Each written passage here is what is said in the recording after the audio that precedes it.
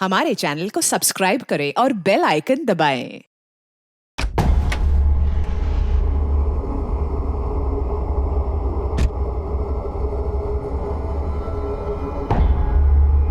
कहाँ से आ रही है सवारी?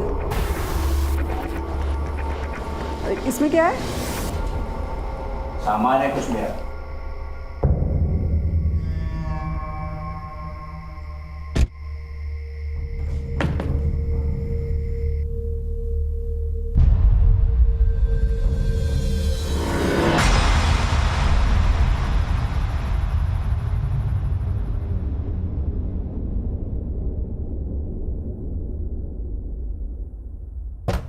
क्या कर रहे हो?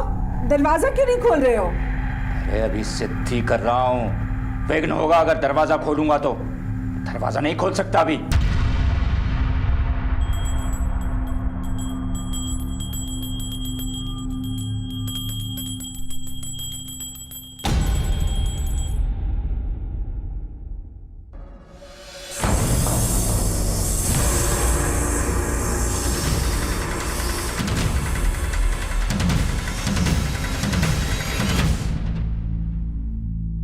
एक अच्छे पुलिस ऑफिसर की हमेशा यही कोशिश होती है कि वो केस को जल्द से जल्द सॉल्व करे। लेकिन कुछ एक केसेस ऐसे होते हैं जिनकी फाइल कभी क्लोज नहीं की जाती है, या तो उस इन्वेस्टिगेशन की दिशा बदल जाती है, इसलिए वो केस डेड एंड पे आ जाता है, या फिर उस केस को हैंडल करने वाला इन्वेस्टिगेटिव ऑफिसर किसी कारणवश उसका तबादला हो जाता है। हर थाने में ऐसे केसेस होते हैं और पुलिस वालों को ये केसेस याद भी रहते हैं, इसलिए देर सवेर कभी ना कभी ये केसेस सॉल्व भी हो जाते हैं। आज का केस भी कुछ ऐसा ही केस है जो 2 साल से अटका पड़ा था और दोबारा छानबीन करने पर यह केस इंडिया का एक अनोखा केस बन गया। फिर इस केस के खुलासे से अपराध को अंजाम देने के नए और नायाब तरीके सामने आए, जिससे हम पुलिस वालों को भी हैरत में डाल दिया।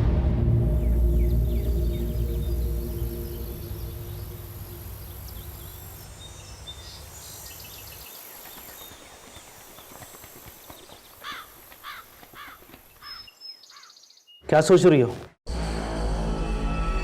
मीना दीदी और मोहन जिया जी को गायब हुए 2 साल हो गए, लेकिन अब तक उन दोनों की कोई खबर नहीं है।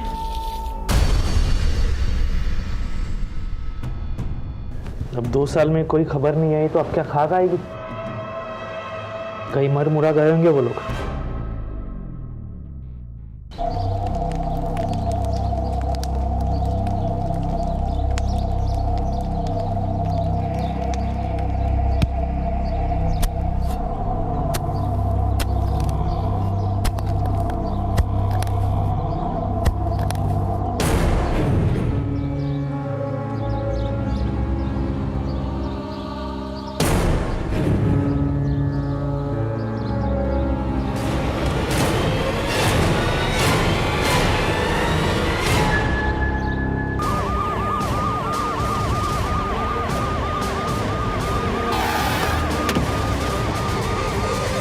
बीच में से हटिए, हटिए।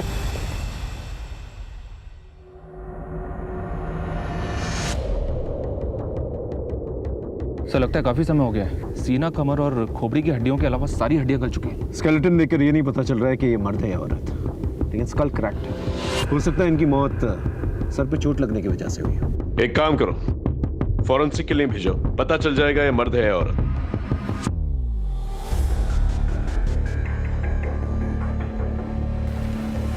ये देखिए सर, ये मिला है। ये तो किसी बैंक का कार्ड है। नाम ठीक से दिखाई नहीं दे रहा, लेकिन नंबर साफ है। पता करो ये किसका कार्ड है। नंबर से पता चल जाए कार्ड होल्डर कौन है। सर इस जमीन का मालिक कौन है? साहब वैसे तो ये जमीन सौरभ अग्रवाल की है, लेकिन 2 महीने पहले PWD डिपार्टमेंट ने ये जमीन सड़क निर्माण के लिए खरीदी थी।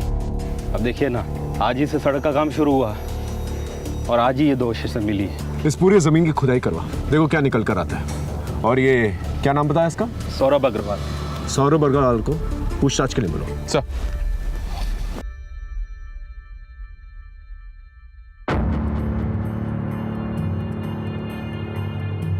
ये डेबिट कार्ड तो सर कठुआ गांव के मोहनलाल का है। मैं अभी आपको इसका प्रिंट आउट निकाल के देता हूँ। सर ये रही उसकी फ़ोटो और कम्युनिकेशन डिटेल्स। साहब जैसे ही थाने से फ़ोन आया मैं दौड़ा चला आया। मुझे कुछ नहीं मालूम साहब, वैसे ही मैं शहर में नौकरी करता हूँ, मेरा यहाँ आना जाना बहुत कम होता है साहब। आपकी जमीन पे 2 अवशेष मिले, आपके इसके बारे में कुछ नहीं मालूम? नहीं साहब, मुझे इस बारे में कुछ भी नहीं मालूम। ठीक है, आप जा सकते हैं, लेकिन दोबारा जरूरत पड़ने पर आपको बुलाएंगे। ओके जी साहब। प्लीज। सर। हाँ तो सर, हमें खेतों में स्केलेटन्स के साथ जो डेबिट कार्ड मिला था, ये रही उस डेबिट कार्ड की डिटेल्स। मोहनलाल? ये वही मोहनलाल है जो अपनी पत्नी मीना लाल और बेटी राधा लाल के साथ गायब हो गया था। गाँव वालों ने इसके खिलाफ लूटपाट और चोरी का केस भी दर्ज किया था। ये रही उस केस की फाइल। रंजन सर ने इस केस की तफ्तीश भी की थी, लेकिन उन्हें कोई लीड नहीं मिली थी। उस जमीन पर कुछ और डेड बॉडीज मिले? नहीं सर, पूरी जमीन की खुदाई करवाई पर कुछ नहीं मिला। ठीक है, हॉस्पिटल अथॉरिटी से रिक्वेस्ट करो कि वो डीएनए रिपोर्ट जल्द से जल्द पेश करें, ताकि हम पता लगा सकें ये स्केलेटन्स किसके हैं और ये तीसरा इंसान कौन है जो गायब है। ये मरने वाली की बहन गायत्री अवस्थी, उसने मिसिंग कंप्लेंट भी लिखवाई थी। जी हाँ सर, गायत्री इसी गांव में मोहनलाल के घर से थोड़ी ही दूरी पर रहती है। ठीक है, इस गायत्री अवस्थी को थाने बुलवाओ पूछताछ करने के लिए। सर।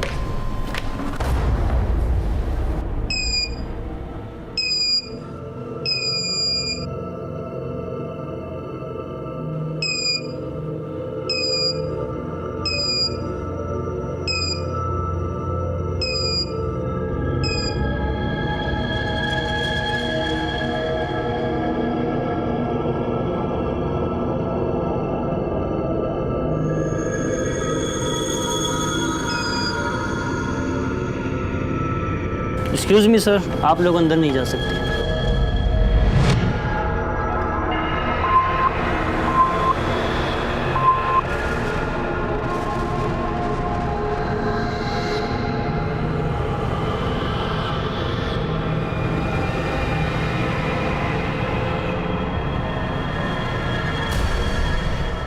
ये मरने वाली की बहन गायत्री अवस्थी, उसने मिसिंग कंप्लेंट भी लिखवाई थी। जी हाँ सर, गायत्री इसी गांव में मोहनलाल के घर से थोड़ी ही दूरी पर रहती है। इस गायत्री अवस्थी को थाने बुलाओ पूछताछ करने के लिए। सर।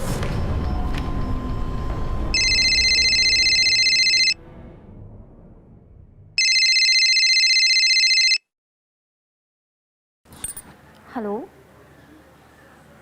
जी, मैं गायत्री अवस्थी बात कर रही हूँ। जी क्या? साहब, जीजा जी बहुत नेक इंसान थे, पर समय के फेर ने सब बर्बाद कर दिया।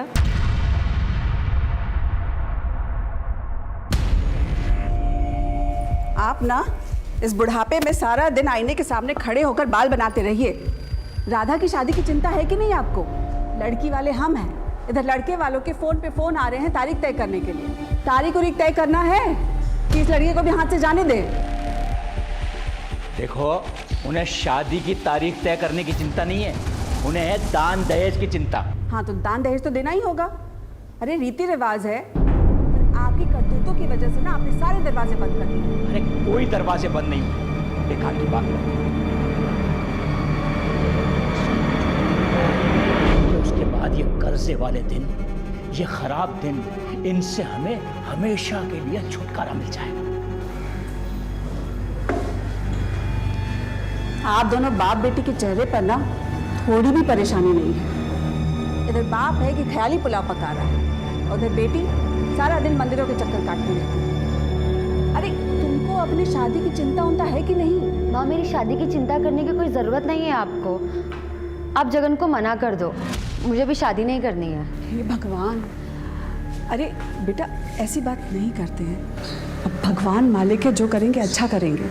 अच्छा ठीक है, तुम पहले ना कुछ खा लो, फिर हम राजेंद्र यादव के यहाँ चलते हैं। सुधिया बता रही थी कि उनके यहाँ कढ़ाई का खूब सारा काम आया है, तो हम दोनों माँ बेटी मिलकर कर लेंगे, अच्छा पैसा कमा लेंगे।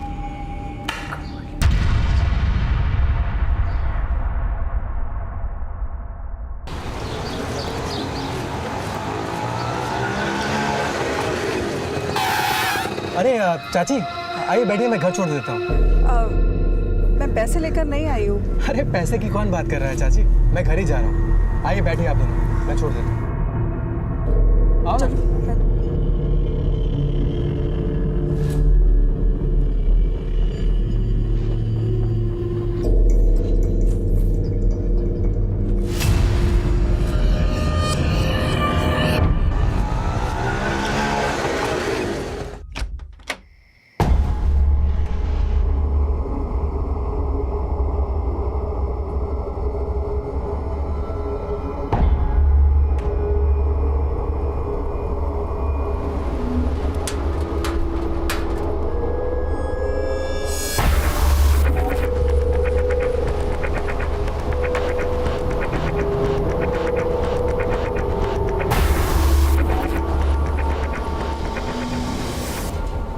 दीदी?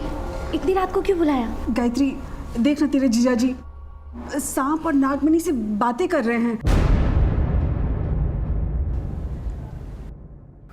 जय हो नाग देवता, जय हो। पर ये सब क्यों कर रहे हैं दीदी? उनकी ये अतरंगी काम ना मुझे कुछ समझ में नहीं आ रहा है, वो क्या चाह रहे हैं।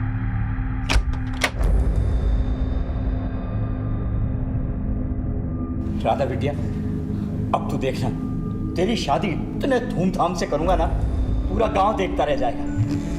और गायत्री, बस 11 दिन की बात है, उसके बाद मैं तेरी और अशोक की किस्मत बदल के रख दूंगा। तू देखना तेरे जीजा जी क्या करते हैं तेरे लिए। तो क्या हमारा 15 लाख का कर्जा भी उतर जाएगा? अरे 15 लाख का कर्जा तो उतर ही जाएगा, हमारी तिजोरी भी भरी रहेगी।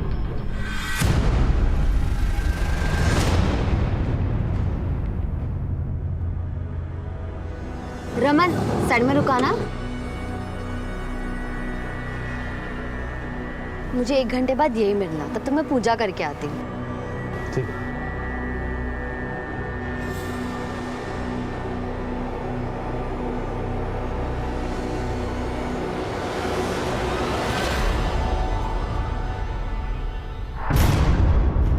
राधा, कहाँ रहती हो आजकल? ना फोन करती हो ना फोन उठाती हो, कल मिलने भी नहीं आई। शादी तक कितना तक पाओगी क्या? इरादा क्या है तुम्हारा? हमारी तुम्हारी कोई शादी नहीं हो रही, इसलिए ना ही अपना टाइम वेस्ट करो और ना ही मेरा। लेकिन क्यों? अब सगाई कर ली तो शादी करने में क्या परेशानी है? कोई परेशानी नहीं है, बस इतना समझ लो ये शादी नहीं हो सकती।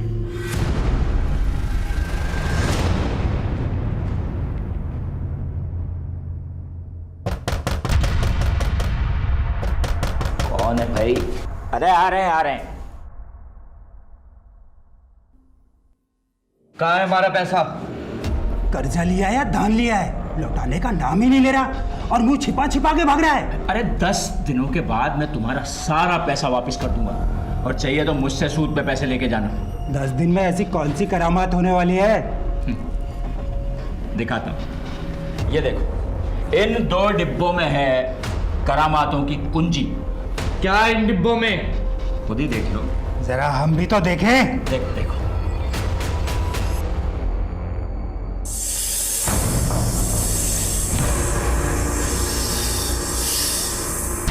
अचानक से सब कुछ बर्बाद हो गया साहब। मीना दीदी, जीजा जी, राधा तीनों गायब हो गए। ना राधा का ब्याह हुआ और ना ही उनका कर्जा चुका, और बदनामी हुई सो अलग। और अब 2 साल बाद उनकी लाश। ये लीजिए पानी। वो स्केलेटन मीना लाल का है, ये जानने के लिए हमें आपका डीएनए उस स्केलेटन के डीएनए से मैच करना होगा। फिलहाल आप घर जा सकते हैं, लेकिन शायद दोबारा हम आपको बुलाएं। और इस केस के बारे में अगर आपको कुछ भी पता चले तो प्लीज हमें बताइए। ठीक है साहब। एक बहुत ही विचित्र कहानी हमारे सामने आई थी। इस केस में कई सिरे थे और हर सिरे के पीछे कई सवाल। हम हर एक सवाल के पीछे जवाब ढूंढ रहे थे, हम हर एक पहलू को टटोल रहे थे। यहां एक मजबूत दस्तक यह थी कि मोहन लाल को एक सोची समझी साजिश के तहत शिकार बनाया गया था। अब ये कौन था, क्यों कर रहा था और कैसे कर रहा था, इन सवालों का जवाब हमें ढूंढना था।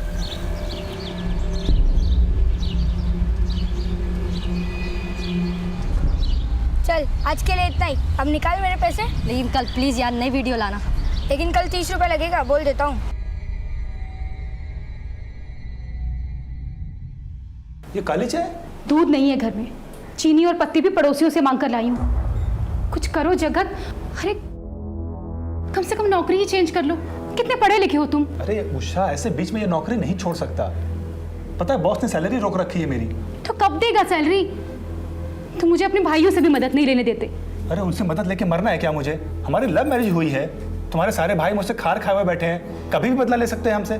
तो बताओ अब मैं क्या करूं?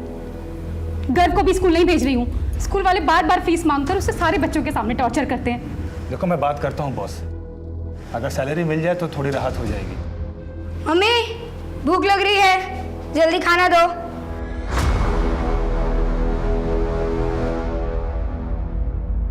ये रही ग्राम पंचायत ऑफिस की सीसीटीवी फुटेज, जिससे यह साबित हो गया था कि मोहनलाल ने ऑफिस से 3 लाख रुपए की चोरी की थी।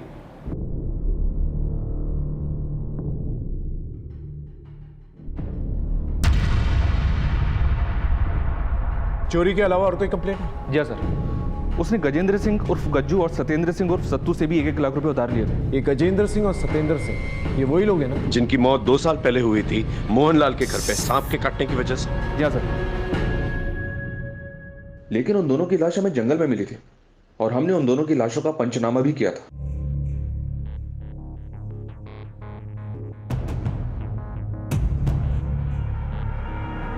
बॉडी को पलटो।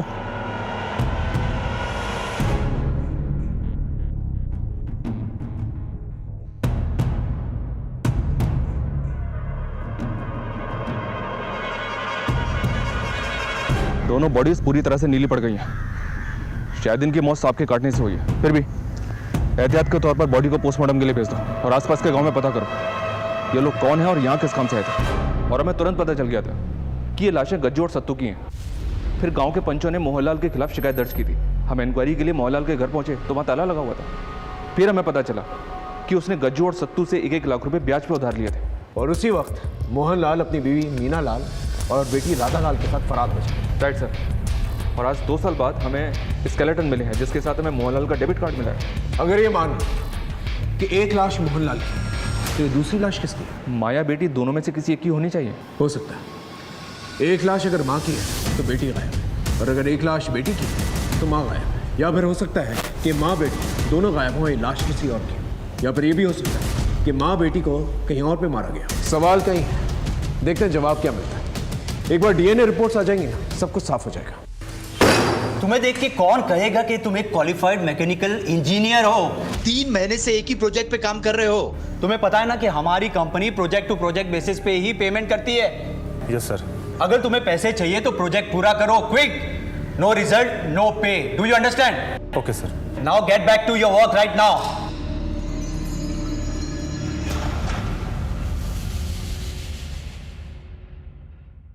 क्या हुआ? सैलरी मिली क्या? नहीं, इनफैक्ट मैं कल से नौकरी पे भी नहीं जा रहा। अरे मेरा बॉस मुझसे ज्यादा अच्छे से तो अपने ड्राइवर से बात करता है। क्या फायदा है इतना पढ़ने लिखने का, इंजीनियरिंग करने का? जगत प्लीज अभी जॉब छोड़ने की सोचना भी मत। अरे घर की फीस भरनी है और फिर घर कैसे मैनेज होगा? देखो जब तक कहीं अच्छी जगह जॉब नहीं मिल जाती ना, प्लीज थोड़ा टाइम और यहाँ बर्दाश्त कर लो प्लीज। मोहनलाल, मीना लाल और राधा लाल की तस्वीरें तो तुमने सर्कुलेट की है, कुछ निकल के आया? नहीं सर। और वो नागमणि? लोकल सपेरों से इंक्वायरी की सर, लेकिन किसी ने भी मोहनलाल या उसके परिवार में से किसी को नहीं पहचाना।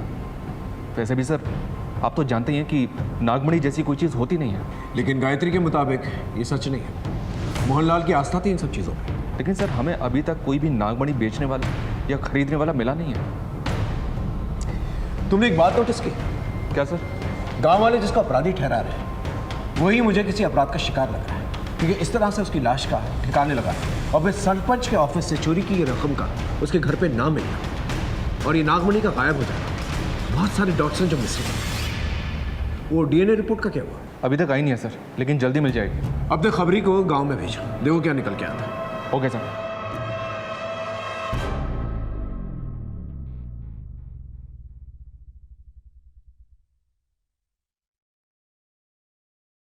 नमस्ते साहब। साहब मैं आप लोगों को एक बात तो बताना ही भूल गई।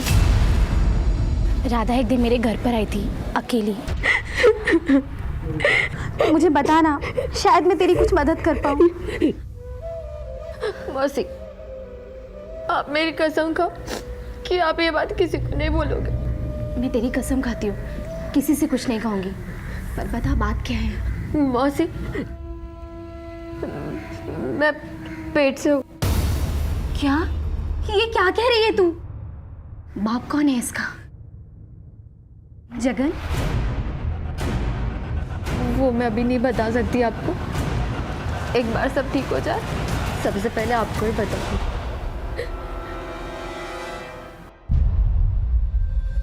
दीदी आपका भाई? सर हम इन्वेस्टिगेशन के इस एंगल को ओपन करते हैं और राधा के बारे में पता करते हैं। आपको क्या लगता है राधा अपनी मर्जी से प्रेग्नेंट हुई थी या उसके साथ जबरदस्ती की गई थी? साहब अगर जबरदस्ती नहीं होती तो वो रोती क्यों? मुझे तो यकीन है ये काम उस लिच्चड़ मनोज मिश्रा ने ही किया होगा। जीजा जी ने उससे पैसा उधार लिया था।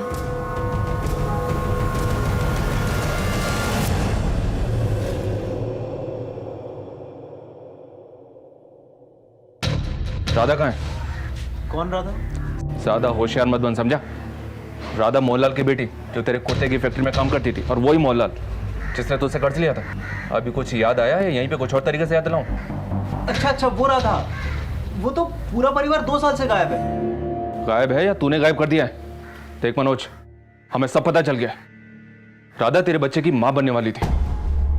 तू शादीशुदा है, कहीं तेरी शादी ना टूटे इसलिए तूने सबसे पहले राधा को मारा। उसके माँ बाप ने आवाज उठाई तो उन्हें मार दिया। क्यों? ऐसा ही है ना? अब सीधी तरह से बता दे, राधा को कहाँ दफनाया तूने? बोल। सर, वो मेरे यहाँ सिर्फ काम करती थी, उससे ज्यादा मेरा उससे कुछ लेना देना नहीं है। और अगर उसके पेट में बच्चा था तो वो उसके मंगेतर जगन का होगा, उससे मेरा क्या लेना देना? क्या राधा मां बनने वाली थी? किसके बच्चे की? ए जगन, ज्यादा नाटक नहीं है। सवाल हम पूछेंगे, जवाब तू देगा, समझा?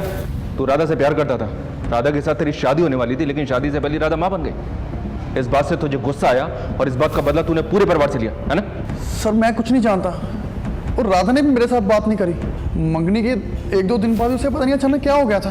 कटी कटी सी रहती थी मेरे साथ वो, ना मेरा फोन उठाती थी, जब मिलने जाता तो ढंग से बात नहीं करती थी, वो करनी काटती थी मेरे से।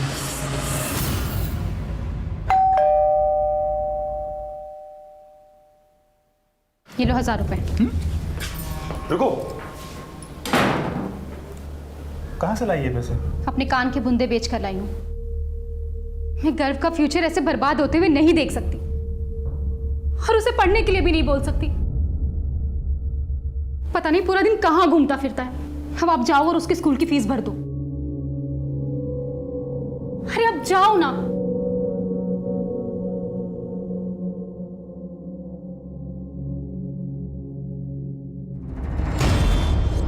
सर, सौरभ अग्रवाल की जमीन पर जो स्केलेटन मिले थे उसकी डीएनए रिपोर्ट आ गई है।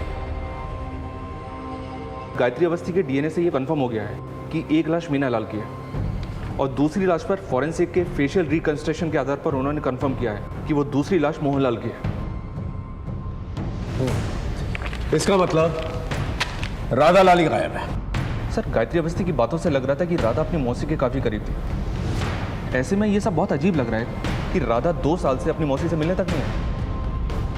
इस गायत्री का कॉल रिकॉर्ड निकलवा, देखो कोई सस्पिशियस नंबर निकल के आता है कि नहीं, और उसे क्रॉस चेक करो। Okay right sir.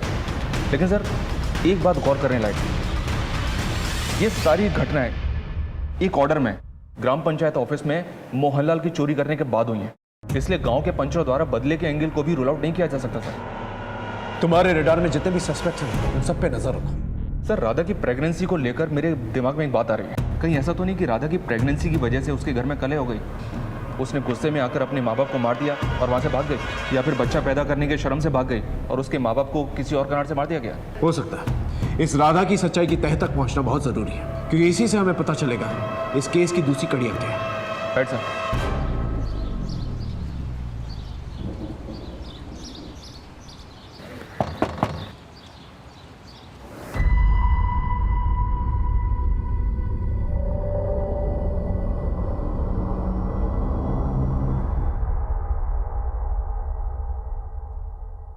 स्कूल वाले मांग रहे 1000 रुपए में।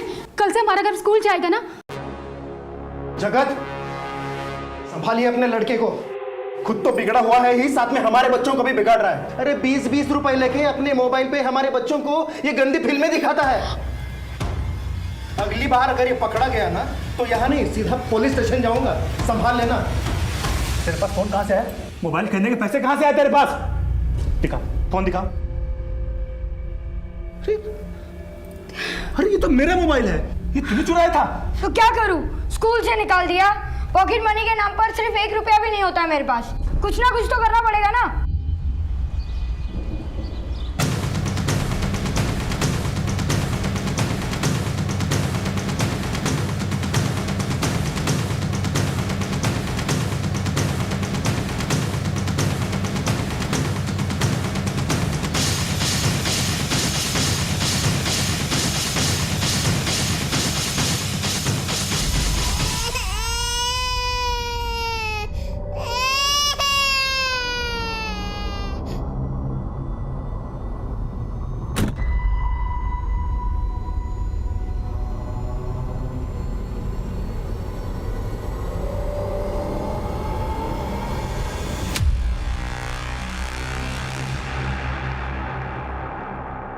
बच्चे का ठीक से देखभाल किया करो।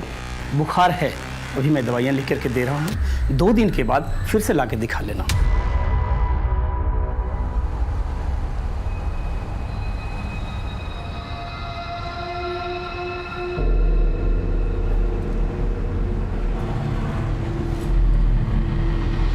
सुनो,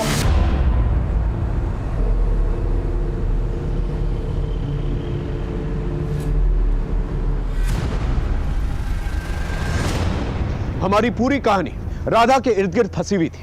हम जैसे जैसे इन्वेस्टिगेट कर रहे थे, राधा की कहानी और भी रहस्यमय होती चली जा रही थी। राधा के चरित्र के अलग अलग नैरेटिव्स हमारे सामने आ रहे थे, जिसकी वजह से हम अपनी थ्योरीज बनाने में थोड़ा सा कंफ्यूज हो रहे थे। 2 साल बीत चुके थे, केस में बहुत कुछ बदल गया था, लेकिन एक बात तय थी कि 4 लोगों की मौत हुई थी, जिसमें से सत्येंद्र सिंह और गजेंद्र सिंह की मौत सांप काटने की वजह से हुई थी, और मोहनलाल और मीनालाल को मारकर गाड़ दिया गया था। बहरहाल जिन जिन पे हमें शक था, हमने उनकी घेराबंदी कर ली। बस राधा लाल का कोई सुराग नहीं मिल रहा था। ऐसे में अचानक से मेरे ट्रांसफर पेपर्स आ गए। मेरा ट्रांसफर दिल्ली के प्रीत विहार पुलिस स्टेशन में हुआ। वहां पहुंचते ही एक बहुत ही अनोखा केस मेरे सामने आया। यह केस केवल अनोखा नहीं, बल्कि दूसरे केसेस से भी जुड़ा हुआ था।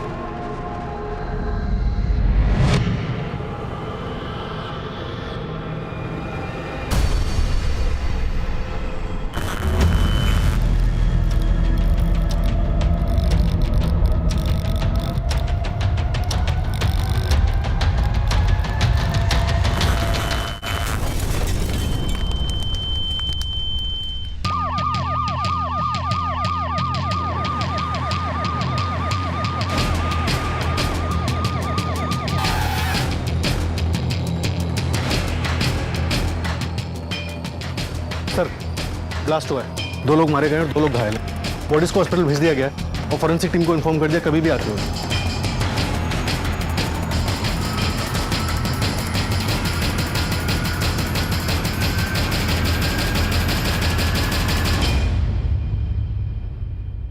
सबसे पहले हमें यह पता लगाना होगा इस ब्लास्ट में कौन सा मटेरियल यूज किया गया और इसके पीछे क्या मकसद है। हो सकता है ये टेररिस्ट एक्टिविटी हो। इस फार्म हाउस का मालिक कौन है? Prashant Verma sir, London based NRI. यहाँ एक सिक्योरिटी गार्ड परमानेंट जॉब करता था, जो यहीं रहता था। फिलहाल वो फरार है। इस फार्म हाउस को सील कर और सिक्योरिटी गार्ड को जल्द से जल्द तलाशो। अपने बॉम्ब स्क्वाड और फोरेंसिक टीम से कहो इस फार्म हाउस की अच्छी तरह से तलाशी ले। ये जिस किसी ने भी किया है वो समाज के लिए काफी खतरनाक हो सकता है।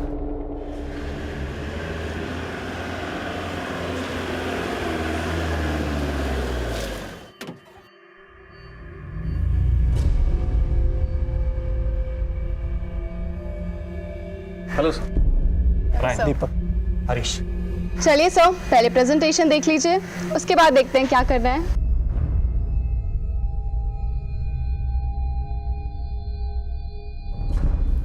इंटरेस्टिंग। इसकी बाजार में क्या कीमत बताई आपने? सर इसकी कीमत 1 लाख करोड़ है। 1 lakh crore? Yes sir. You had it right, sir. It's an investment for generations. हम आपके सर से कब मिल सकते हैं? सर अभी वो बार्सिलोना में इंटरनेशनल सेमिनार अटेंड कर रहे हैं। अगर आप बोलेंगे तो मैं उन्हें एक SOS मैसेज डाल दूंगा। हाँ सर, तभी वो नेक्स्ट वीक प्लान कर पाएंगे आने का। ठीक है, हम उनसे नेक्स्ट वीक मिलना चाहेंगे। कंपनी तो काफ़ी नामी ग्रामी और 2 साल से चल भी रही है। और ये देखिए इनकी वेबसाइट पर काफ़ी विदेशियों के साथ फोटोज़ डालें और ये उनके इंटरव्यूज़ भी।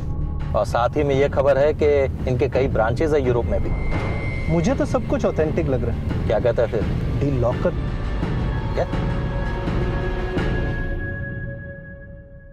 सर, फार्म हाउस ब्लास्ट में मरने वाले लोगों की शिनाख्त हो गई।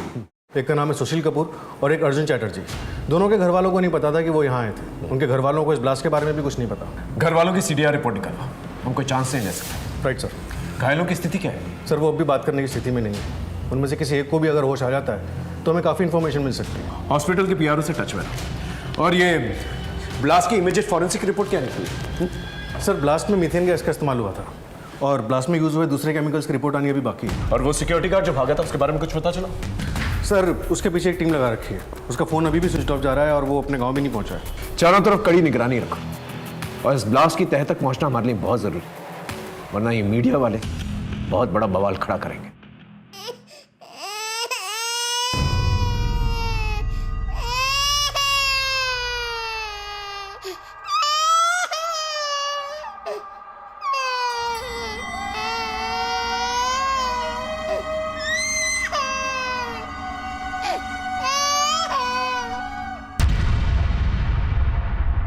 बेटा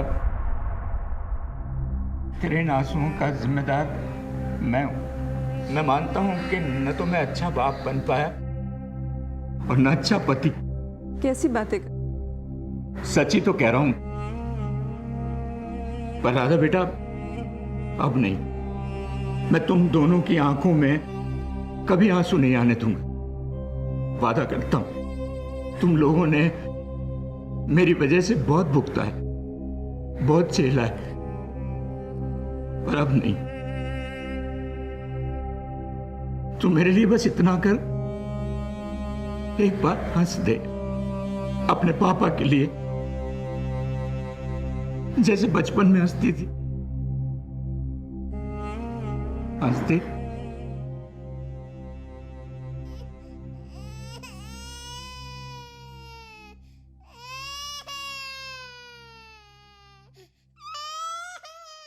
जैसा आप लोगों ने कहा, हमने पूरे 80 लाख रुपए फंड ट्रांसफर कर दिए हैं। That's great sir. हम लोगों ने भी सर को इन्फॉर्म कर दिया है। वो बार्सिलोना से अबू धाबी आ चुके हैं, बस 2 के दिन में इंडिया आ जाएंगे।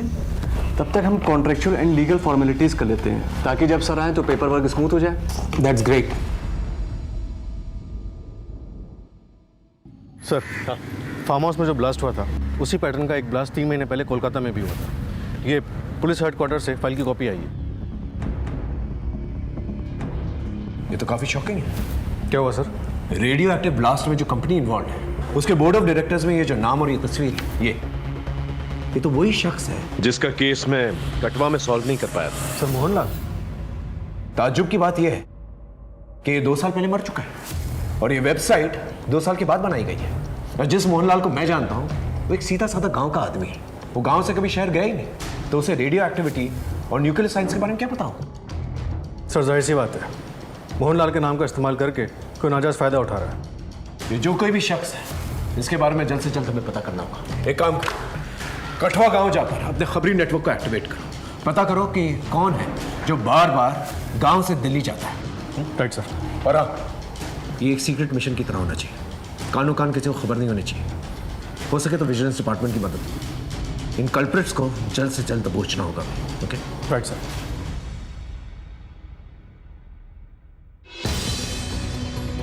हमने और हमारी टीम ने एक रणनीति तैयार कर ली थी और हमने बहुत ही सावधानी से सारे कल्प्रिट्स को एक साथ बिना किसी हलचल के दबोचना चाहते थे ताकि कोई भी भाग निकलने में कामयाब ना हो सके।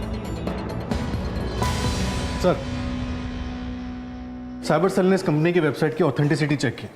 उनके हिसाब से इस वेबसाइट का आईपी एड्रेस मोहनलाल के नाम पर ही रजिस्टर्ड है और खबरों ने पता लगाया कि आजकल इन दोनों का दिल्ली आना जाना काफ़ी बढ़ गया है सर। और एक बात सर, इनमें से एक गांव काफ़ी आता जाता है जबकि दूसरा काफ़ी टाइम से अपने गांव नहीं लौटा है। साहब यही है वो फार्म हाउस का चौकीदार। साहब मुझे माफ कर दो, मैं पैसे की लालच में आ गया था साहब। एक साहब ने आपसे 2 दिन के लिए बंगला किराए पे लिया था, सोचा कि मैं थोड़ा बहुत पैसा कमा लूं साहब। इनमें से कोई है? सर ये था।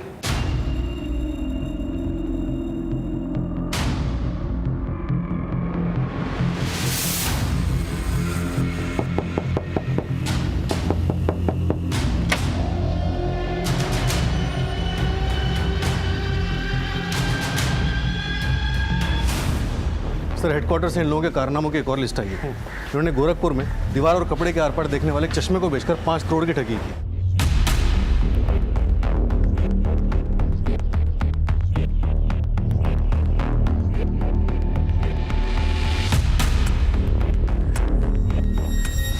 चश्मा बेचने के लिए इन्होंने जुड़वा लड़कियों का इस्तेमाल किया। जुड़वा लड़कियों? हाँ सर, और लोगों को लगा कि एक ही लड़की दीवार के आर पार से नजर आ रही है। इसके बाद इन्होंने दार्जिलिंग में रुद्राक्ष और माला बेचकर 3 करोड़ की ठगी की।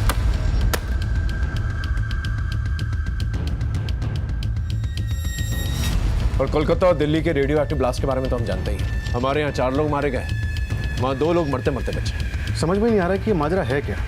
एक जगह पे 2 लोगों की जान को खतरा होता है, दूसरी जगह पे ब्लास्ट होता है। एक बार ये लोग पकड़े जाएं, फिर पूरा मामला साफ हो जाएगा। तो सर अभी हम क्या करें? हेडक्वार्टर्स के ऑर्डर्स का इंतजार करते हैं, फिर ऐसी रेड मारेंगे कि उन्हें भागने का मौका ही नहीं मिलेगा।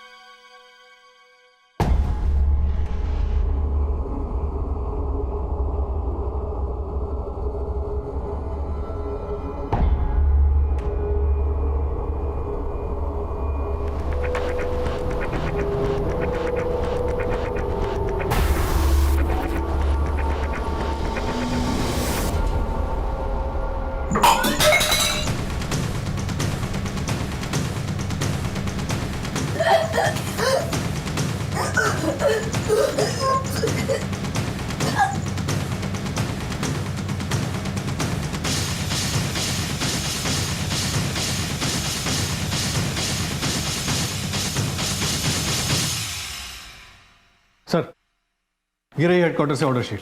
हम अपने एंड पे पूरी तरह से प्रिपेयर्ड हैं। अरेंजमेंट फुल प्रूफ है? पूरा अरेंजमेंट हो गया सर। हमारे सोर्सेज के हिसाब से सारे कल्प्रिट्स एक ही जगह पे मौजूद हैं। Go ahead.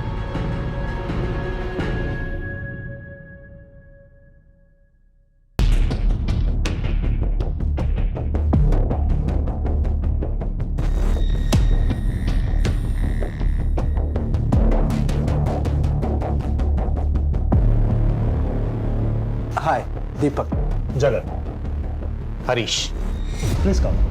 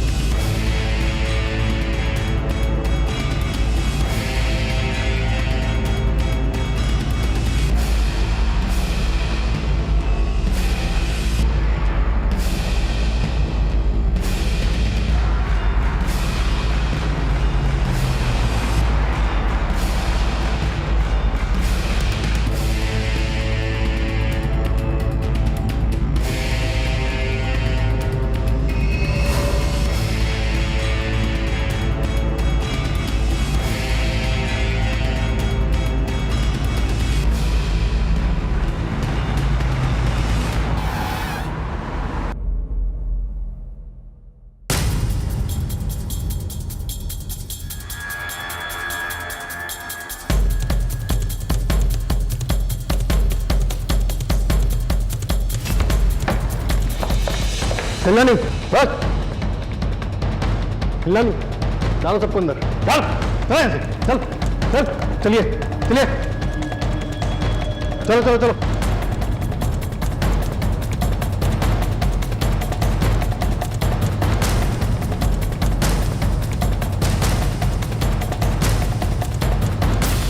तुम दोनों जीजा साले ना जाने कितने सपनों और जिंदगियों के साथ खेले हो। बेटे को दिल्ली के एनडीएमसी स्कूल में पढ़ाने की औकात नहीं है और आज वो बर्मिंघम के रॉयल स्कूल में पढ़ रहा है। वाह, एक ऑटो रिक्शा चलाने वाला, एयरप्लेन चलाने की ट्रेनिंग लेने वाला है। तुम दोनों ने जो 2 सालों में किया है ना, वो एक हार्वर्ड ग्रेजुएट 10 सालों में ना कर पाए।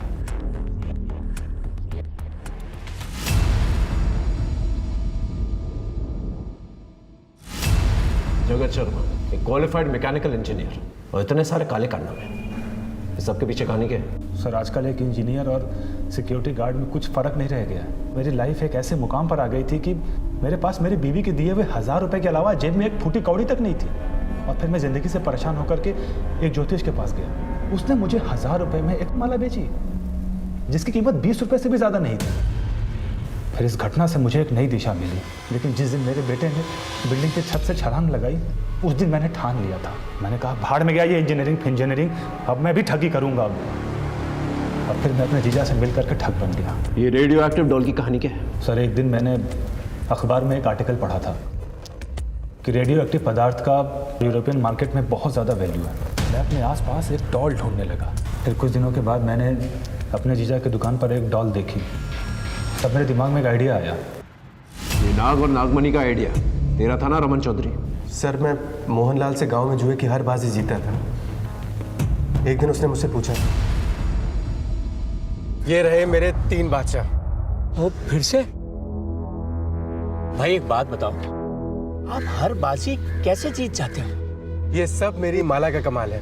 मेरे पास पैसे नहीं है, वरना मैं एक नागमणि के बारे में जानता हूँ। वो अगर मुझे मिल जाए ना, मेरी सारी इच्छाएं पूरी हो जाए। वो नागमणि है कितने की? सिर्फ 5 लाख। मैंने उसकी आंखों में मणि पाने की चाहत को पढ़ लिया। देख, ग्राम पंचायत के फंड्स ऑफिस में रहते हैं, चुरा ले। मेरे ही कहने पे मोहनलाल ने चोरी की। भाई ये पूरे 5 लाख रुपए, 3 लाख रुपए मैंने वो ऑफिस से चुरा लिए थे। 1 लाख रुपया मैंने सत्तू और गज्जू से ब्याज पे ले लिया। काम तो हो जाएगा ना भाई? ये लो, इससे तुम्हारी सारी इच्छाओं की पूर्ति होगी। मुझे पता था कि कोई चमत्कार नहीं होने वाला। मुझे तो लगा था कि एक दिन सांप खुद उन्हें डस लेगा और उसी के साथ सारे किस्से कहानियां खत्म हो जाएंगी, मगर गज्जू और सत्तू की मौत ने सब गड़बड़ कर दी। सांप सत्तू और गज्जू को काटने के बाद गायब हो गया। फिर दोनों पति पत्नी मुझसे मिलने आए। साले धोखेबाज, निकाल मेरे पैसे। कैसे पैसे? चल निकल यहाँ से, नहीं तो पुलिस में दे दूंगा। तुम्हारे कारण सत्तू और गज्जू की मौत हुई और तुम्ही ने गांव में चोरी भी की। पंचों ने तुम्हारे खिलाफ पुलिस में कंप्लेन भी करवा दी है। किसी को पता ना चले इसलिए मैंने लाशों को किसी सुनसान जगह पे गाड़ दिया। जमीन की खुदाई हुई, वहाँ पर मोहन और मीना के स्केलेटन्स मिले। राधा को कैसे फंसाया? मैंने राधा को एक झूठी कहानी सुनाई। गांव वालों ने तुम्हारे माँ बाप को मार दिया है। क्या? और वो तुम्हें भी कभी भी मार सकते हैं। देखो राधा, इससे पहले कि वो तुम तक पहुंचे, तुम भाग चलो मेरे साथ। चलो ना, चलो। मैं उसका ख्याल रखता था और उसके बदले में उसका इस्तेमाल करता था। राधा कहाँ है?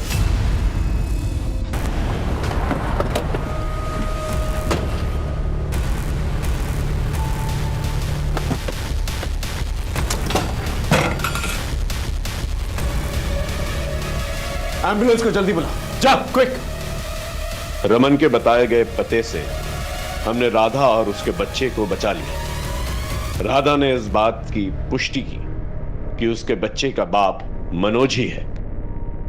मोहनलाल के केस में एक बड़ी दस्तक छुपी हुई थी। उसने अपने अंधविश्वास में आकर अपनी बर्बादी की कहानी लिख डाली। जगत जैसे पढ़े लिखे लोग भी इस धोखाधड़ी के बाजार में सरगर्म हैं। वो अपने क्लाइंट्स को संतुष्ट करने के लिए किसी भी हद तक जा सकते हैं। माला पहन लेने से, रंग बिरंगे धागे बांध लेने से कोई चमत्कार नहीं होते। इनका इलाज सिर्फ और सिर्फ आपके पास है। इसी दस्तक के साथ मैं आपसे विदा लेता हूं। फिर मिलेंगे एक नए केस के साथ। तब तक देखते रहिए क्राइम पेट्रोल दस्तक, क्योंकि मकसद बताना नहीं, बचाना है। जय हिंद। हमारे चैनल को सब्सक्राइब करें और बेल आइकन दबाएं।